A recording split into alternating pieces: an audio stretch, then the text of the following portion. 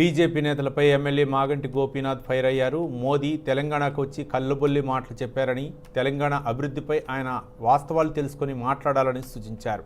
బండి సంజయ్కు అధికారం ఇస్తే ఏం చేస్తారని ప్రశ్నించారు. మసీదులు తవ్వుతారా, ఇదేనా బీజేపీ పద్ధతి అంటూ విమర్శించారు. ముందు బీజేపీ కర్ణాటకలో గెలిచి మాట్లాడాలని, అక్కడ రోడ్ల మీదకు జనాలు రావడానికి భయపడుతున్నారని తెలిపారు. తెలంగాణలో జరుగుతున్న సంక్షేమం మరెక్కడా లేదన్నారు ఎమ్మెల్యే మాగంటి గోపీనాథ్. మరి మీరు ఎందుకు ఆ సంక్షేమ పథకాలు మీరు తీసుకురావట్లేదు? అదేవిధంగా మేము ఇచ్చిన సంక్షేమ పథకాలే మేము ఇచ్చిన పేర్లు మార్చారంటారు.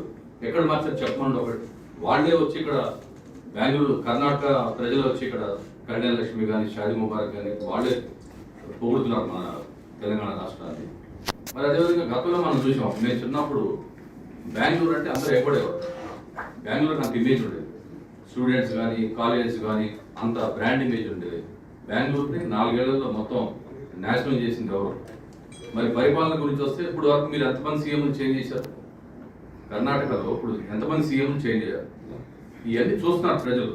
మీరు పరిపాలించేది, అభివృద్ధి చేసేది తెలంగాణ ప్రజలందరూ గమనిస్తున్నారు డెఫినెట్గా. అదేవిధంగా మన బండి సంజయ్ ఒక్కసారి ప్లీజ్ ఒక్కసారి అవకాశం అంటే ఏం ఇస్తావు? నువ్వు మసీదులు తవ్వుతావా? నీకు అవకాశం తెలంగాణ ఇస్తే నువ్వు మసీదులన్నీ తవ్వి నాశనం చేస్తావా? బండి సంజయ్ అడుగుతున్నాం మేము. ప్లీజ్ ఒక్క ఛాన్స్ ఇవ్వంటే నువ్వు ఛాన్స్ దేని గురించి అడుగుతున్నావు? ఆ మాట అన్న తర్వాత మళ్ళీ ఇంకో స్టేట్మెంట్ ఇచ్చాడు. మసీదులన్నీ తవ్వాలి, అది ఎంత తప్పని. మీరు ఇమేజ్ని పోగొడుతున్నారు. మీరు అపోజిషన్లో ఉండి కూడా హైదరాబాద్ బ్రాండ్ ఇమేజ్ని పోగొట్టి